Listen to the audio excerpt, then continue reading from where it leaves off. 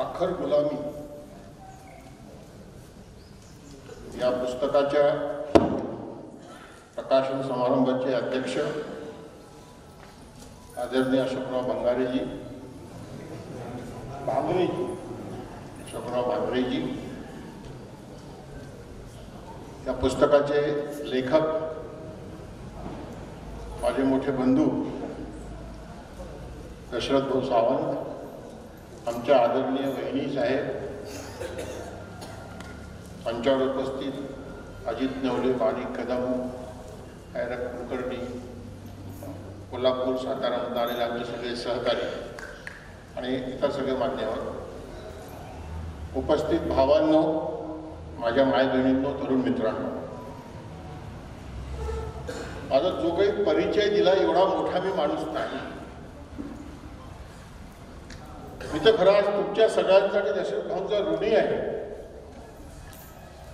की त्यांनी मला एवढा सन्मान दिला. आणि हा सन्मान मला नाही आहे, मी असं मानतो की हा सन्मान त्या शेतकरी हुतात्म्यांना आहे ज्यांनी शेतकरी संघटनेची मशाल आपल्या रक्ताच्या आहुतीने तेजस्वी करून ठेवली. त्या लाल किल्ल्याचा हा सन्मान असेल.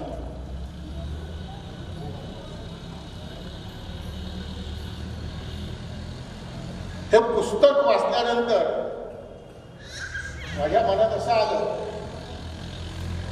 की हे पुस्तक आमच्या दशरथ भाऊंच्या मन की बात नाही आहे, तर हे पुस्तक आमच्या सर्वांच्या दिल की बात आहे. एक एक शब्द जो त्याच्यामध्ये आहे तो आपल्या सगळ्यांच्या मनात आहे, तो फक्त दशरथ भाऊंनी स्पष्टपणे हिमतीने व्यक्त केलेला आहे असं हे पुस्तक आहे. हैरतनी फार छान देखील सगळी माहिती आपल्यासमोर मांडलेली आहे. मी इथे विचार मांडलेल्या मुद्द्यांचा सारांश एवढं फक्त आपल्याला वाचून दाखवतो. दशरथ भाऊ लिहितात, साखरेतील गुलामी आणून महाराष्ट्राच्या नवनिर्माणाची क्षमता साखर सम्राटांनी नसली. ती क्षमता पुन्हा निर्माण करण्याची देशाला राजकीय पर्याय देण्यासाठी गरज आहे. हा पर्याय देण्याचा विचार करताना त्यामध्ये प्रामुख्याने पुढील मूलभूत गोष्टींवर नव्याने विचारमंथन व्हावे. शिक्षण व्यवस्था, सर्वांना रोजगार, सार्वजनिक आरोग्य व्यवस्था, लोकसंख्या नियंत्रण, शेती व शेतकरी या विषयावर विचारमंथन, आर्थिक विषमता कमी करणे, मुक्त अर्थव्यवस्थेच्या नावाखाली कॉर्पोरेट घराण्यांची मक्तेदारीच्या मर्यादांना कुठेतरी सीमित करणे, भ्रष्टाचार, अशा क्रमाने मागे पुढे सर्व प्रकरणाचा समावेश साखर गुलामीमध्ये केलेला आहे. मला असं वाटतं यात सगळं आलं. आज शरद जोशींना वंदन करताना उद्या शरद जोशींची पुण्यतिथी आहे,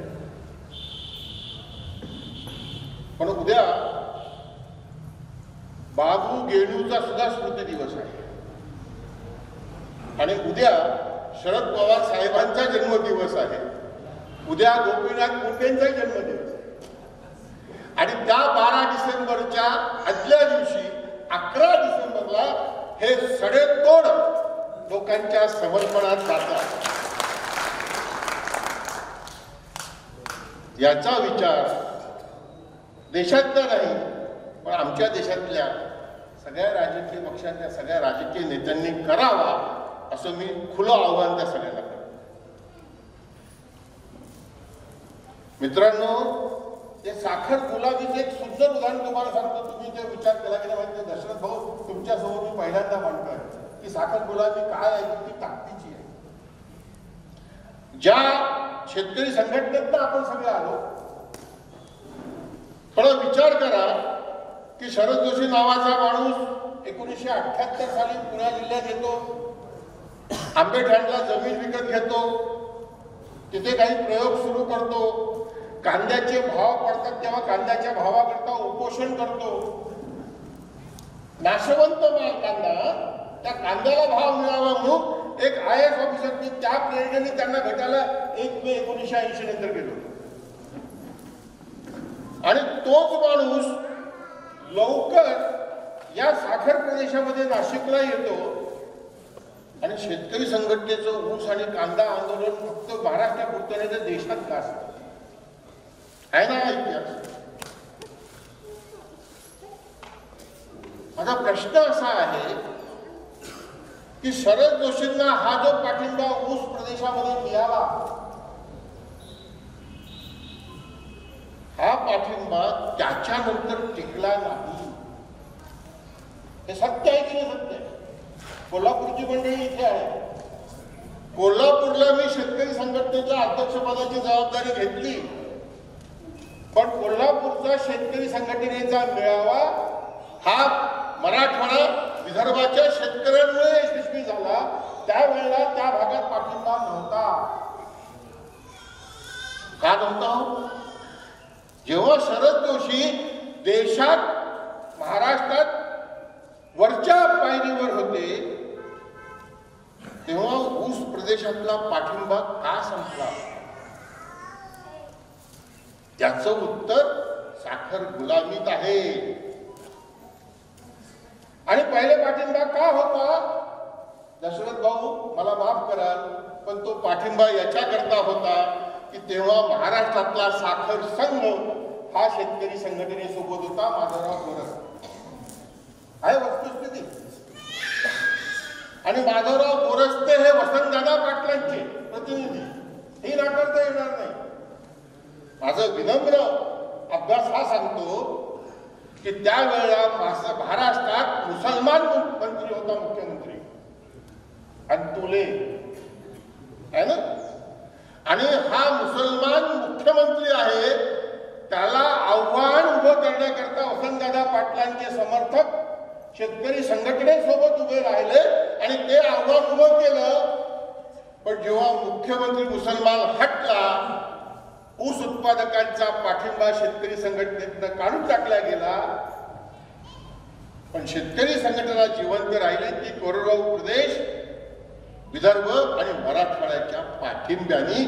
साखर गुलामी ही आहे. आणि आम्ही शेतकरी संघटनेच्या मंचावरनं माधवराव मोरेंचं, प्रल्हाद पाटलांचं, घराण्याचं नाव आपण घेतलं, ते नाव घेतल्याशिवाय शेतकरी संघटनेचा विचारच होऊ शकत नाही. मी त्यांची अशी भाषा ऐकलेली आहे की ऊस उत्पादक प्रदेश समृद्ध दिसत असला तरी ऊस उत्पादक शेतकऱ्याची टोपी एका बँकेला गहाण आहे, सदरा दुसऱ्या बँकेला गहाण आहे, धोतर दुसऱ्या बँकेला गहाण. आणि वास्तविकता आहे.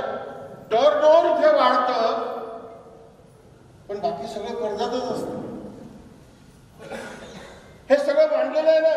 ऊस उत्पादक गुलाम का? तर घरी पोरगी बाळणपणाला आलेले पैसे नाहीयेत. साखर सम्राटाजवळ जाऊन माझा ऊस आल्यावर त्या बिलात पैसे कापून घ्या, पण आता ऍडव्हान्स द्या. आहे की नाही? ही मजबुरी आहे की नाही? हे सगळं आलेलं आहे ना. आणि मला असं वाटतं या सगळ्याला फार चांगल्या याच्यात मांडलेलं आहे. Value addition. आजकाल शेतकऱ्यांना सगळेजण सांगतात तुमच्या शेतीमालाचा भावाचा प्रश्न व्हॅल्यू ऍडिशन ही सुटेल. म्हणून मग साखरेपासून इथेनॉल तयार करा. आता ढोल वाजवलं जातं. कागद तयार करा. ऍसिटोन मध्ये निघालं होतं ना. ऍसिटोनचे कारखाने बाय प्रोडक्ट काढा. फार छान सगळा मुद्दा मांडलाय दशरथ भाऊनी याच्यामध्ये की त्याच्यात तर शेतकऱ्यांच्या पदरात काहीच पडलं नाही. पण साखर सम्राट तयार झाले. मग वसंतदादा पाटलांचा उल्लेख करून इंजिनिअरिंग मेडिकल कॉलेजचा उल्लेख ह्याच्यामध्ये आहे की वसंतदादा पाटलांनी ते कशाकरता सुरू केले आणि त्यातनं शिक्षण सम्राट तयार झाले. मित्रांनो, इथे फक्त आत्ता तो इथेनॉलचा उल्लेख करून देतो. दशरथ भाऊनी तो उल्लेख केला की बाय प्रॉडक्ट शेतकऱ्यांना काय मिळालं कोणी सांगत नाही. मी हा प्रश्न सतत विचारतो आहे की एखाद्या कारखान्याने सांगावं की इथेनॉल तयार केल्यामुळे प्रति टन उसाला हा जास्त भाव देता येऊ शकतो नाही. आणि दुसरीकडे इथेनॉलला सरकार एक हमी किंमत देऊन विकत घेते आहे. अजित भाऊ विचार करा, 64 रुपये काही पैसे आता प्रति लिटरच्या भावाची त्यांनी दिल्लीला जे आंदोलन संपलं, इथेनॉलला सरकार MSP देते, मिनिमम सपोर्ट प्राइस ते घ्यायचा, घेऊ तुमचं विकत, तर इतर पिकांना त्याची हमी का नाही हो? काय उत्तर आहे? आणि जर ती MSP इथेनॉलला नाही मिळाली तर इथेनॉल तयार करणं फिजिबल होईल का? ऊस उत्पादकांना भाव मिळतील का? मुक्त अर्थव्यवस्थेचा उल्लेख केलेलाच आहे त्यांनी. मी मुक्त अर्थव्यवस्थेचा विरोधक म्हणून प्रसिद्ध झालो. अत्यंत नम्रपणे सांगतो, शरद जोशींना पूर्ण आदर व्यक्त करून मी साहेबांना, साहेब एकच प्रश्न विचारला होता. म्हटलं मला जगात एक देश दाखवा की ज्या देशामध्ये सरकारचा हस्तक्षेप नाही आणि सर्वसामान्य माणसांचे प्रश्न सुटलेले आहेत. त्या देशाचं मॉडेल घेऊन मी गावागावात जातो. जगात असा एक देश कुठेही नाही की जिथे शेतकरी सरकारच्या मदतीशिवाय शेती करून जगतो आहे. समजून घ्या, तरुण पिढीने सुद्धा हे समजून घ्यावं. आम्ही इस्रायल टेक्नॉलॉजीच्या गोष्टी खूप करतो, पण इस्रायलमध्ये ती टेक्नॉलॉजी वापरण्याकरता तिथलं सरकार तिथल्या शेतकऱ्यांना काय मदत करते याच्यावर आमच्या देशात सेमिनार का होत नाही व सरकार का नाही आयोजित करत? आणि मग तशी मदत का जाहीर करत? मित्रांनो, या प्रश्नाचं उत्तर का मिळालं नाही म्हणून माझी व्यथा होती. मी तुम्हाला इथे अजून एक गोष्ट सांगतो. शरद जोशींनी उणे सबसिडीचं गणित मांडलं आणि हे उणे सबसिडीचं गणित कसं आहे? भारत सरकारने WTO मध्ये, विश्व व्यापार संघटनेमध्ये एक डॉक्युमेंट दिलं की त्यावेळेस जगातले जे बाजारातले भाव आहेत त्या भावाच्या तुलनेत भारत सरकारने जाहीर केलेली MSP ही कमी आहे आणि त्याचा हिशेब करून ती निगेटिव्ह सबसिडी दाखवल्या गेली की जगात गव्हाचा भाव जर 300 रुपये असेल आणि भारत सरकारने जाहीर केलेली MSP जर 150 रुपये असेल तर गव्हाला उणे 100% सबसिडी आहे. पण मित्रांनो, यात तर ऊस उत्पादकांना उणे सबसिडी नाही, 9% अधिक सबसिडी आहे. मग त्यावेळेला ऊस उत्पादकांच्या ऊसाच्या भावाकरता केलेलं असं चुकीचं होतं असं जर मी म्हणतो तर काय चुकतो? मला समजत नाही की फ्री मार्केट आणि आम्हाला काय केलं यांनी? जगात कुठेही फ्री मार्केट नावाची वस्तू नाही. सगळीकडे सरकारचं रेग्युलेशन आहे. शेतकरी संघटना सुरुवातीपासून त्या सरकारच्या हस्तक्षेपाची, शेतकऱ्यांच्या हिताकरता हस्तक्षेपाची मागणी करत. 90 नंतर काय बदल झाला काही समजत नाही.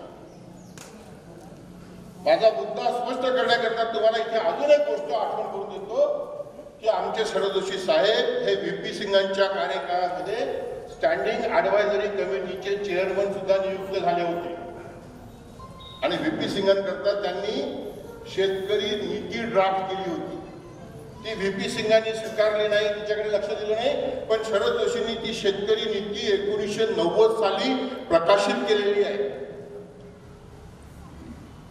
त्या नीतीमध्ये ते असं म्हणतात, या देशाचं आयात निर्यातीचं धोरण कसं असावं त्याची व्याख्या करताना ते म्हणतात की MSP पेक्षा कमीत कमी हमी किमतीपेक्षा 60% बाजारात भाव जास्त झाले तर आयात करायची, म्हणजे उपभोक्त्याला जास्त किंमत द्यावी लागते.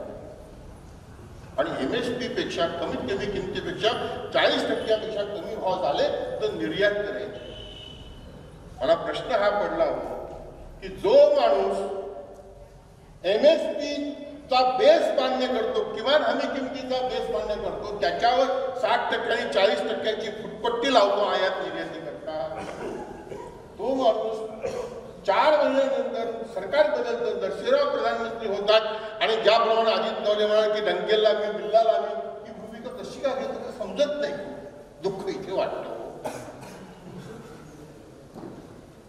आणि तेच तुम्हाला शरद पवारांचं सांगतो की हा माणूस या देशाचा कोणताही मंत्री असेल, कोणताही विभागाचा मंत्री असेल, तर त्याने ऊसाचं अर्थकारण कधी दुय्यम होऊ दिलं जातं.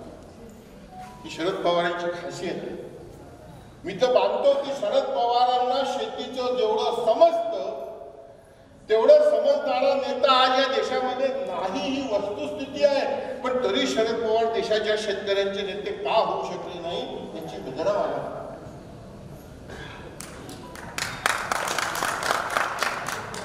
तुम्हाला उदाहरण देऊन सांगतो, आत्ताचं उदाहरण सांगतो. 2 वर्षापूर्वी जगाच्या बाजारात साखरेला भाव नव्हते.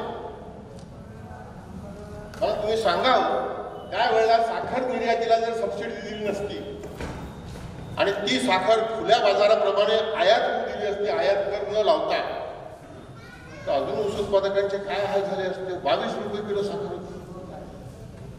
त्यावेळेला शरद पवार साहेबांनी नितीन गडकरींकडनं एका सभेमध्ये वदवून घेतलं की 40 रुपये किलोपेक्षा जास्त साखरेचे भाव झाले तरच साखर आयात केली. म्हणजे केवढा विचार दूरचा करतात ते.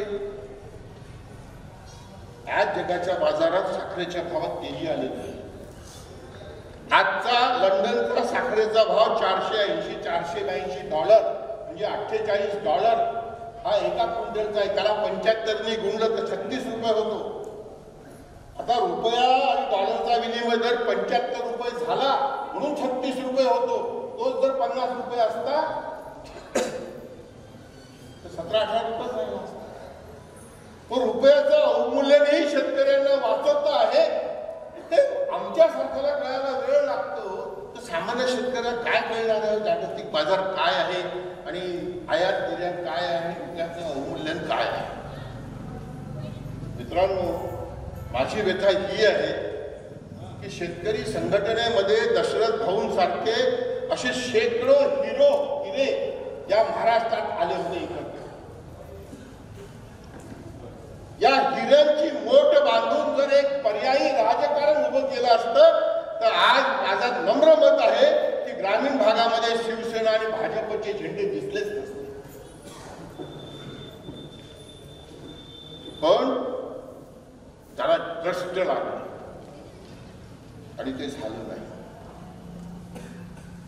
आज मी नम्रपणे सांगतो की अशी म्हणायची वेळ आली आहे की 1980 मध्ये जेव्हा शेतकरी आंदोलन सुरू झालं त्याच्यापेक्षा आज ग्रामीण भागातली परिस्थिती जास्त भयानक आहे. 70 सालापेक्षा तर आणखीन जास्त भयानक आहे. आणि एक इंग्रजीमध्ये शेतकऱ्यांच्या प्रश्नावर एक निबंधांचा संग्रह आहे. त्या संग्रहाचं शीर्षकच इतकं बोलकं आहे. ते असं आहे की another day older and you are in more debt. दर दिवशी तुमचं वय वाढतं, त्याप्रमाणे तुमच्यावरचा कर्जाचा बोजा वाढतो. हे खरं शेतकऱ्यांचं जागतिक चित्र आहे. मित्रांनो, विश्व व्यापार संघटनेची स्थापना 1995 साली झाली. त्याच्यामध्ये श्रीमंत देशाच्या शेतकऱ्यांची सबसिडी कमी करण्याची गोष्ट होती. पण आजपर्यंत त्यांच्या सबसिडीमध्ये 1 पैशाचीही कमतरता झालेली नाही. आणि भारतातल्या शेतकऱ्यांना उपदेशच सुरू आहे. डॉक्टर मनमोहन सिंग मुक्त अर्थव्यवस्थेचे समर्थक.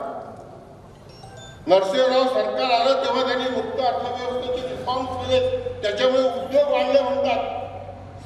सारखं उदाहरण काय दिलं जात आहे की रिफॉर्म केले, फ्री मार्केट आणलं, लायसन्स परमिट राज बंद केलं आणि म्हणून या देशात उद्योगाची वाढ झाली. मित्रांनो, मान्य उद्योग वाढले, पण दशरथ भाऊंनी यात म्हटलं त्याप्रमाणे असमानताही वाढली. हे सत्य नाकारता येईल का? 90 नंतर या देशामध्ये जी असमानता वाढण्याची गती आहे ती गती 47 ते 90 जी असमानता या देशामध्ये वाढत होती त्याच्यापेक्षा कितीतरी पटीने जास्त आहे. हे फार सोप्या शब्दात सिद्ध करता येईल ना. मी आता येता येवलेजी माझ्यासोबत जे आले त्यांना विचारलं होतं की या भागात जमिनीच्या किमती काय आहेत.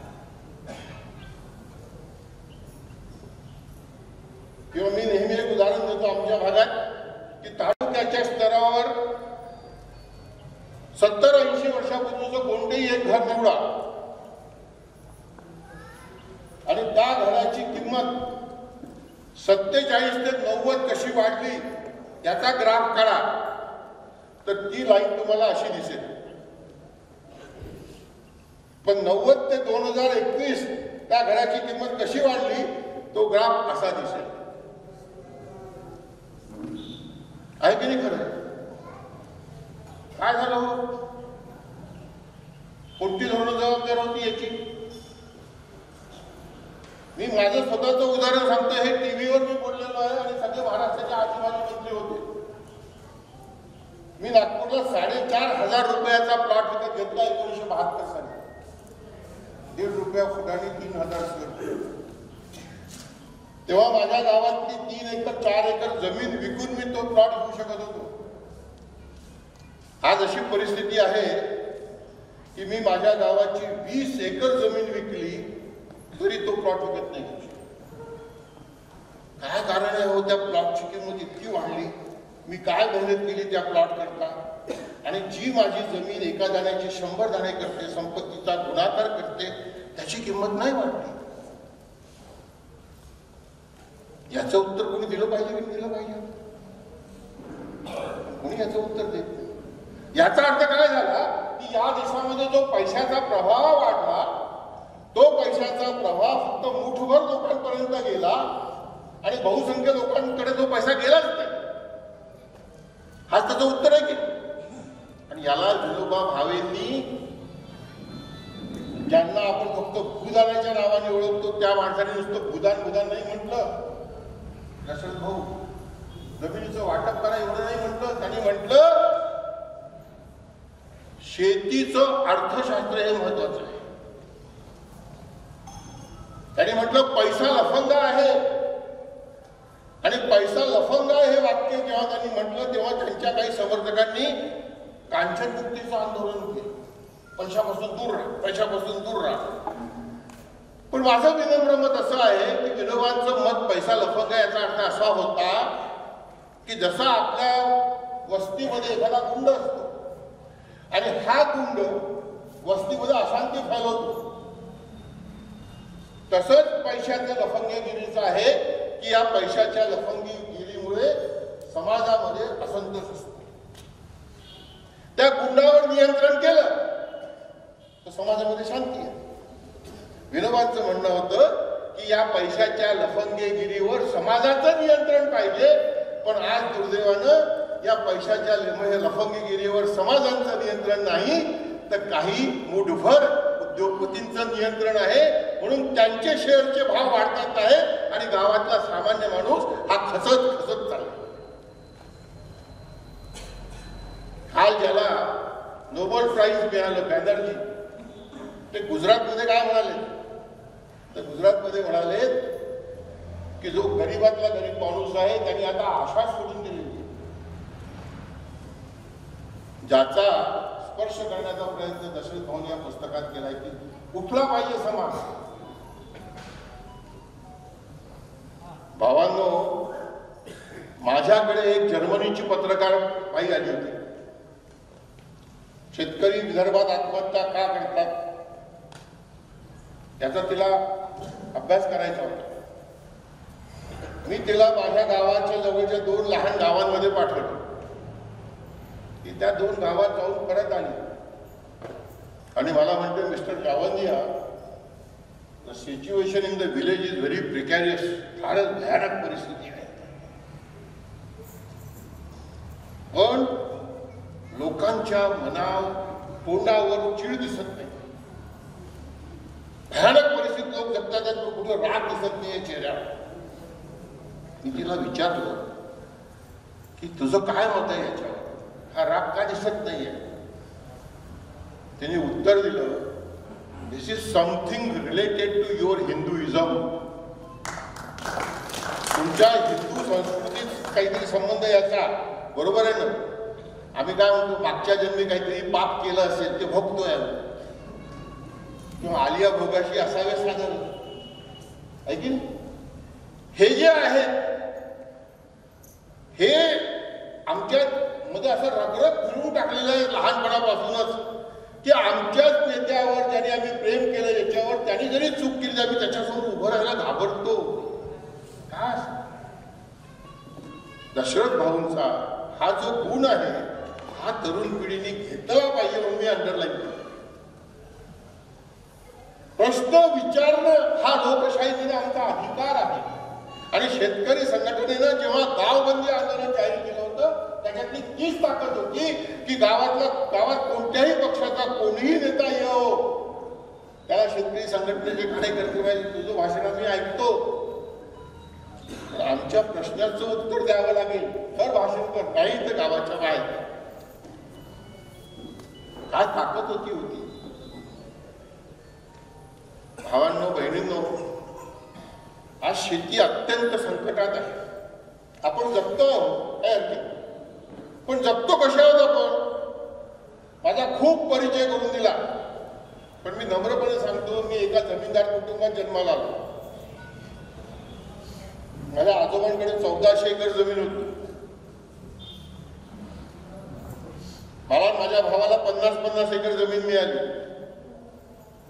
70 साली मी शेती पेरली. नागपूरवरून बायफळ या गावात जाऊन 1 रुपया आमच्या माय माऊलीची शेतात काम करण्याची मजुरी होती आणि 2.5 ते 3 रुपये पुरुष भावाची होती. तुमच्या भागामध्ये ही मजुरी असेल 70 मध्ये दशरथ भाऊनी चुकत असेल. आणि इतकी कमी मजुरी देऊन त्या 100 एकर कोरडवाहू शेतीमधनं शिल्लक काहीच राहिलं नाही. मी विचार केला की इंदिरा गांधीजी, त्याचा उल्लेख तुम्ही याच्यात केलेला, इंदिरा गांधीच्या पक्षाने केला होता. इंदिरा गांधीजी म्हणतात गरिबी हटाव, गरिबी हटाव. मला प्रश्न पडला की या शेतमजूर भावा बहिणींची मजुरी वाढली नाही तर गरिबी हटणार कशी आहे.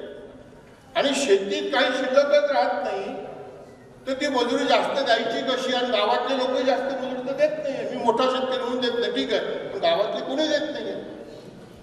आणि या प्रश्नाचं उत्तर शोधणारा मी तेव्हा कार्यकर्ता झालो आणि आजही तोच कार्यकर्ता, मी आजही तोच प्रश्न विचारतोय.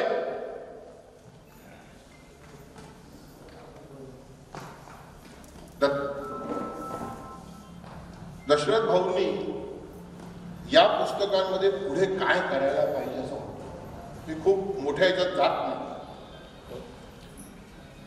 पण अत्यंत नम्रपणे सांगतो की शेतकऱ्याला फक्त उत्पादन वाढवा, उत्पादन वाढवा, उत्पादन वाढवा, व्हॅल्यू ॲडिशन करा, व्हॅल्यू ॲडिशन करा, व्हॅल्यू ॲडिशन करा, यांनी प्रश्न सुटणारा नाही. तुम्ही जो प्रश्न विचारला त्याच्यामध्ये तुम्ही जे सांगितलं ना की तो शेतकरी उठला शरद पवारांकडनं जायला लागला म्हणजे मला उत्तर सापडलं. ऊस जाळा, राग तयार करा आणि विका. नम्रपणे सांगतो साहेब, हे असंच शेतकऱ्याला काहीतरी भ्रमित केलं जातं. अहो सगळ्या शेतकऱ्यांनी ऊसाची राग केली तर राग कोण घेणार, ते उत्तर नसतं. सगळ्या शेतकऱ्यांनी शेवगाच्या शेंगा लावल्या, विकत कोण घेणार. एखाद्या शेतकऱ्याने शेवगाच्या शेंगाचे 2 लाख केले म्हणून त्याचा झोळ वाढतो.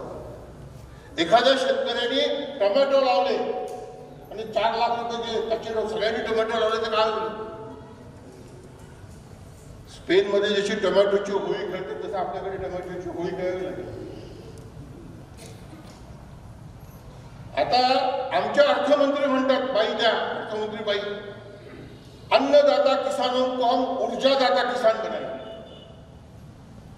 मी त्यांच्याकडनं इथेनॉल करून घेऊ किंवा त्यांच्या शेतावर सोलर लावून सोलर ऊर्जा कमी करू, उत्पादन करून घेऊ.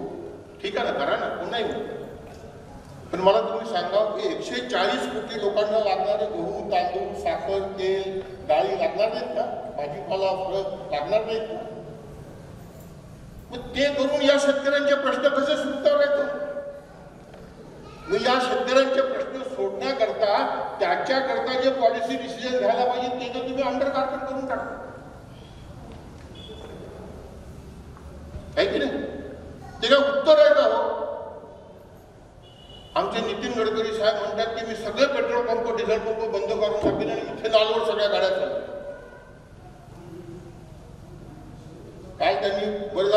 म्हटलं की नाही माझं पेट्रोल बंद करण्याचा इरादा नाही आहे, मी इथेनॉलला प्रोत्साहन द्यायला पाहिजे, द्यायला पाहिजे. त्याच नितीन गडकरी साहेबांनी आमच्याकडे साखर कारखाना काढला आणि परवा त्यांनी पुण्याला पवार साहेबांच्या एका कार्यक्रमामध्ये असं म्हटलं की साखर कारखाना काढण्यात माझी फार मोठी चूक झाली, काहीतरी मागच्या जन्मी पाप केलं. त्यांनी जेव्हा वर्ध्याला साखर कारखाना काढला तेव्हा ते भारतीय जनता पार्टीचे राष्ट्रीय अध्यक्ष होते. माझी अचानक विमानात भेट झाली. मी त्यांचं अभिनंदन करायला त्यांच्याजवळ गेलो. विमान उडण्याच्या घाईत होतं. मी त्यांना म्हटलं तुमचं अभिनंदन. ते मला म्हणाले विजय मी वर्ध्याला ऊसाची क्रांती करतोय, 100 टन ऊस काढू. मी त्यांना म्हटलं नितीन भाऊ तुम्ही देशाच्या एका मोठ्या पक्षाचे राष्ट्रीय अध्यक्ष झाला आहात. कोरडवाहू शेतकरी संकटात आहे, कोरडवाहू शेतकऱ्यांचा प्रश्न तुम्ही राष्ट्रीय करावा ही माझी तुम्हाला विनंती. नाही तेव्हा काही बोलले, त्याच्यानंतर कधी बोललो नाही. माझे जुने दोस्त आहेत ते. कसा प्रश्न सुटेल? सत्तेत गेलेली आपलीच माणसं जर मूळ प्रश्नाला चर्चेला सुद्धा घेत नाही कसं काय प्रश्न सुटणार आहे? फार छान याच्यात विश्लेषण आहे आणि सगळ्या राजकीय पक्षांचा उल्लेख आहे. काय काय घडलं मोरारजी देसाईंचं सरकार स्थापन झाल्यानंतर, कशा चुका झाल्या. केजरीवालचं म्हणताना सुद्धा त्यांनी केजरीवालच्या चुका काय झाल्या तेही स्पष्टपणे इथे मांडलेलं आहे. मला असं वाटतं तुमच्या सगळ्यांचा राग स्वीकारतो मी, पण या देशामध्ये समाजवादी नेत्यांनी फार मोठ्या चुका केल्या म्हणून राम मनोहर लोहिया आणि इतर सगळ्या समाजवाद्यांची बाकी झाली. राम मनोहर लोहियांनी शेतकऱ्यांच्या प्रश्नावर जे मूलभूत मांडणी केली होती आणि जी असमानता वाढते त्याच्यावर मूलभूत मांडणी केली होती, त्याच्याकडे राष्ट्रीय मोहीम नाही झाली. 1 आणि 10 कमीत कमी इन्कम 1 असेल तर जास्तीत जास्त इन्कम 10 असावं.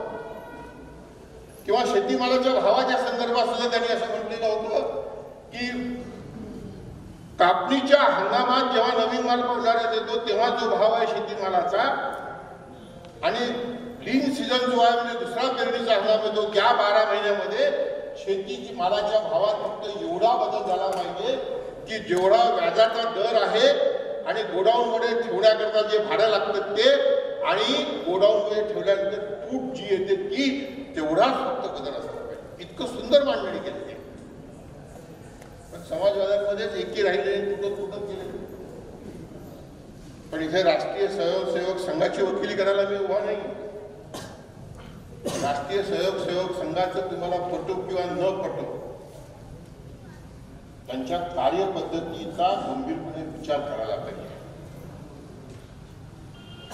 एक सरसंघ चालक जेव्हा दुसऱ्या सरसंघ चालकाला सत्ता सोपवतो संघाची तेव्हा ती वाढवून सोपवतो, ती तुटून फोडून नाही सोपवत. हा संयम याचा अभ्यास करण्याची ते सरसंघ ज्याला आपल्या मनात काही आलं त्या पद्धतीने ते वागत नाही. त्यांचं काम ज्या गतीने जायचंय त्यांना जे साध्य करायचं त्या गतीने जातं. नरेंद्र मोदींचा उल्लेख याच्यामध्ये आहे. नरेंद्र मोदींनी जेव्हा हे म्हटलं कि हम सत्ता में आएंगे मर जवान मर किसान, मनमोहन सिंह की नीति बदलेंगे और जय जवान जय किसान करेंगे और किसानों को खर्चे पे 50% मुनाफा जोड़कर दाम देंगे. मला इतका आनंद झाला होता. पण मला माहिती होतं की हा माणूस करणार नाही. कारण गुजरातचे 15 वर्ष ते 14 वर्ष मुख्यमंत्री राहिले. शेती हा राज्याचा विषय आहे घटनेप्रमाणे. पण नरेंद्र मोदींनी केंद्र सरकारशी कधी पंगा घेतला का मनमोहन सिंगांशी? शेतकऱ्यांकडे नाही. भाजपच्या मुख्यमंत्री रमण सिंगांनी शिवराज सिंग चौहानांनी घेतला का पंगा? नाही. पण बरं वाटलं चला देशातला प्रधानमंत्री बोलतो आहे. दुसरं त्यांचं वाक्य त्याच्यानंतरच बंगलोरमध्ये भाजपच्या कार्यकारिणीमध्ये नरेंद्र मोदींचं वाक्य आहे कि किसान अपनी जमीन बेचकर अपने बेटे को चपरासी बनाना चाहता है। अरे म्हटलं वा, काय प्रधानमंत्री आहे, त्याला ग्रासरूटची माहिती आहे आणि हा माणूस नक्की आता काहीतरी बदल करेल। आज आपण सगळे शेतकरी कुटुंबातले आपली पोरगी 100% शेती करणाऱ्या कोणाला देऊ इच्छितो का? उत्तर नाही। का रे बाबा, काहीच नाही तिथे। नोकरी करणाऱ्या माणसाला महिन्याचा पगार आहे, बोनस आहे, वरची कमाई आहे। याला काय सावकार 60 करणार, बाप का नाम चलाना, ही खरी शेतीची आजची अवस्था। मित्रांनो, भारतीय किसान संघाचं आहे हे सगळं का सांगतोय? आणि भारतीय किसान संघाचं गुजरातच्या अधिवेशनामध्ये सुरतच्या प्रकाशित केलेलं साहित्य वाचा। त्यांनी शेतीमालाचे भाव आणि औद्योगिक उत्पादन मालाचा भावाचा जो तक्ता दिला आहे तो पहा आणि ते पाहिल्यानंतर असं वाटतं की मग आता आंदोलन करण्याची गरजच काय? नशीब भाऊ, आपल्या मनात सगळं आहे तिथे, त्यांची सत्ता आहे, ते काहीही करायला मोदी तयार नाही। आणि संघ मोदी काहीही करायला तयार नसताना सुद्धा मोदींच्या विरोधात भारतीय किसान संघ किंवा भारतीय मजदूर संघ मोठं आंदोलनही उभं करायला तयार नाही। कारण संघ आणि मोदी यांचं पटत नाही हे मला माहिती आहे। पण संघ का मोदींना सहन करतोय? तर मोदी संघाचा हिंदूंचा अजेंडा पुढे घेऊन चाललेले आहेत, म्हणून संघ जरासा दबून आहे। मला तुम्ही सांगा की हिंदू मुसलमान करून निवडणूक जिंकणं हा काय राष्ट्रीय कार्यक्रम होऊ शकतो का? गरिबांचे प्रश्न काय आहे? फक्त बोलायचं आदिवासी, गरीब किसान, छोटा किसान। आता ते म्हणतात छोटा किसान देश की शान, नवीन नारा दिला मोदींनी। 0.1 हेक्टर जमीन आहे म्हणतात आता, अरे सगळ्यांना माहिती आहे। पण हा जो 0.1 हेक्टर, 2.5 एकर 2 एकर जमिनीचा जो शेतकरी आहे तो माझ्यासारख्याच्या शेतात काम करायला येतो ना, तो शेत मजूर म्हणून काम करतो ना, त्याच्या मजुरीबद्दल का बोलत नाही? दशरथ भाऊ, मी इथे आता हा एक मुद्दा मांडून थांबणार। मला काय वाटतंय, दिल्लीला एवढं मोठं आंदोलन झालं, आपण एक प्रकारे जिंकलो, एक एकी दिसली, 3 कायदे मोदींना वापस घ्यावे लागले, सगळं ठीक आहे। पण भविष्य काय सांगते? भविष्य ही जी दरी आहे ग्रामीण आणि शहरी, ही आणखीन वाढणार आहे सांगताय। आणि ती दरी कमी करण्याकरता आत्तापासून राजकारण, समाजकारण, अर्थकारण करणारे शेतकरी हितचिंतक, सर्वसामान्यांचे हितचिंतक हे जर एकत्र आले नाही तर ही वाढणारी दरी कमी कशी होणार आहे? आम्हाला वेतन आयोगाचा विरोध नाही करायचा। 5वं वेतन आयोग, 6वं वेतन आयोग, 7व्या वेतन आयोगाचा आम्हाला विरोध नाही आहे। पण जर हे मान्य आहे सरकारला की या वेतन आयोगामध्ये दिलेलं वेतन हे चांगलं जीवन जगण्याकरता त्या वर्गाला जरुरीचं आहे, तर मग त्याच तुलनेत शेतमजुरांना, असंघटित कामगारांना त्या तुलनेत वेतनाची गरज का नाही बाबा? आणि हे मी म्हणत नाहीये। ज्योतिबा फुल्यांनी शेतकऱ्यांच्या आस्तीमध्ये प्रकरण 3चं पहिलं वाक्य लिहून ठेवलेलं आहे की गोरा इंग्रज सरकारनं सरकारी कामगारांचे पगार वाढवून शेतकऱ्यांवर नाना प्रकारचे कर लावून शेतकऱ्यांना अखंड कर्जबाजारी दिलेली आहे। हे ज्योतिबा फुल्यांनी लिहिलेलं आहे। ND पाटलांनी शेतकऱ्यांची कैफियत दिली, त्या कैफियतीमध्ये हे सगळे मुद्दे मांडलेले आहेत शेतकऱ्यांच्या लुटीचे। मला फार भीती वाटते की आता इथिओपिया सुद्धा प्रगती करतोय, आपण त्याच्यापेक्षा खाली जातोय। आम्ही आमच्या 75व्या स्वातंत्र्य वर्षाचा अमृत महोत्सव साजरा करतोय। 85 कोटी लोकांना 5 किलो फुकट धान्य देऊन मोदीजी आपली पाठ ठपटून देत आहेत। 1 रुपये, 2 रुपये, 3 रुपये किलोची अन्न सुरक्षा देऊन लोकांना जगवलं जात आहे। आम्हाला 75 वर्षाचा अमृत महोत्सव याची लाज वाटत नाही की आपल्या कष्टानं 2 वेळचं जेवण विकत घेण्याची क्रयशक्ती आम्ही आमच्या सामान्य भावा बहिणींना दिली. मित्रांनो, मी जिनेवाला गेलो होतो जिथे WTO आहे. तिथल्या कॉलेजच्या विद्यार्थ्यांसमोर भाषण करताना मी म्हटलं की या WTOच्या नियमाप्रमाणे तुमच्या देशाच्या शेतकऱ्यांची सबसिडी कमी होणार आहे. तुमच्या देशाच्या शेतकऱ्यांची सबसिडी कमी झाली तर तुमची ब्रेड महाग होणार आहे. तुम्ही महाग ब्रेड, महाग अन्न खायला तयार आहात का? एक माणूस उभा झाला आणि तो म्हणाला, we are ready to pay higher prices for plastic but not for bread. प्लास्टिकला आम्ही जास्त किंमत द्यायला तयार आहोत, पण ब्रेडला नाही. ही सगळ्या दुनियाची गोष्ट आहे, युनिव्हर्सल ट्रूथ आहे की जीवनावश्यक वस्तू सगळ्यांना जीवनच स्वस्त पाहिजे, पण जीवनावश्यक वस्तूच्या निर्मात्याला सुद्धा जीवन आहे, त्याला या व्यवस्थेमध्ये जगायचं आहे, याचा सगळ्यांना विसर पडलेला आहे आणि त्याच्यावर बोट या पुस्तकाने ठेवलेलं आहे. मित्रांनो, तुमच्यासमोर फक्त एक विचाराकरता मुद्दा ठेवतो आणि थांबतो. खूप बोलायचं आहे, हो जसं बोलायचं म्हटलं तर, पण त्याला काही अर्थ नाही आहे. आज जगात कापसाला भाव खूप चांगला आहे, भारतात आहे. का आहे तर अमेरिकेत कापसाचे भाव वाढले म्हणून, मोदी सरकारमुळे नाही. साखरेचे भाव वाढले जगात का तर ब्राझीलमध्ये नापिकी आहे म्हणून. अमेरिका आमच्या देशात शेतीमालाचे भाव, अमेरिकेत बंदी आली तर मग काय करायचं आम्ही? आणि इथे सगळ्यांचे पगार वाढत राहिले आणि शेतमजुरांचे पगार, असंघटित कामगारांचे पगार त्या तुलनेत वाढले नाही तर समानता कशी येणार? सबका साथ, सबका विकास, सबका विश्वासाला काय अर्थ आहे?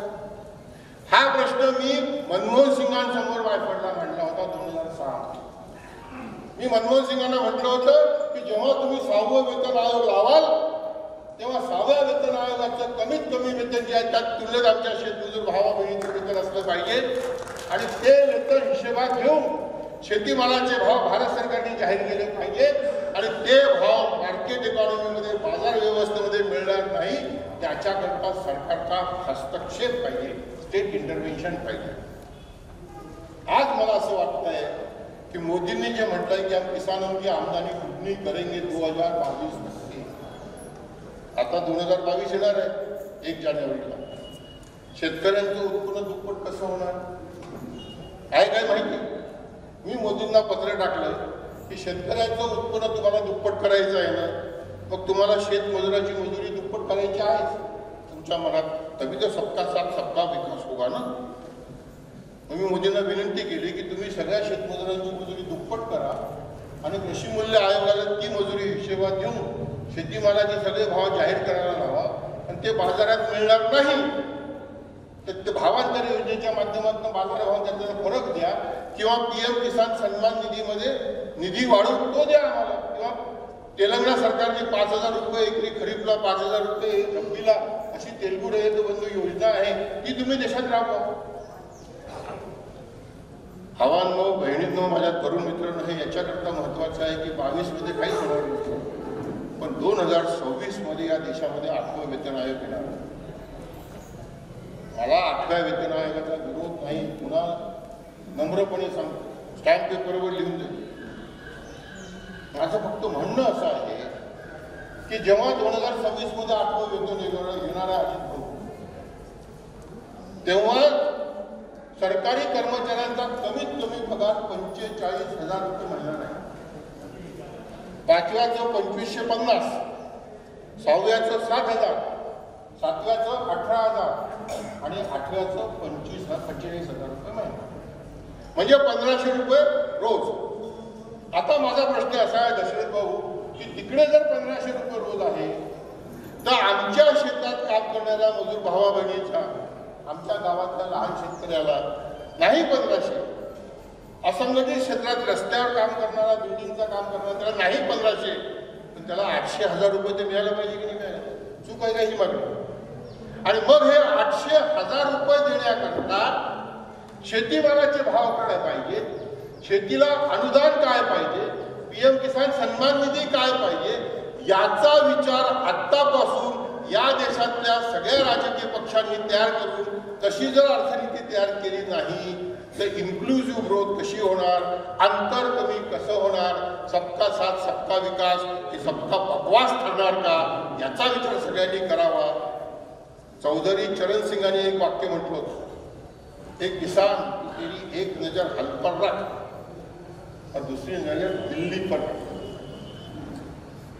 आज चौधरी चरण सिंग जिवंत असते ना, तर ते म्हणाले असते की एक किसान तेरी एक नजर हल पर रख और दूसरी नजर अमेरिका की राजधानी वॉशिंग्टन और विश्व व्यापार संस्था की राजधानी जिनेवा पर रख. मित्रांनो, वॉशिंग्टन आणि जिनेवावर लक्ष ठेवून दिल्लीचं धोरण बदलून घेण्याची गरज आहे. आपण साने गुरुजीच्या कवितेने सुरुवात केली, उठवून सारे रान.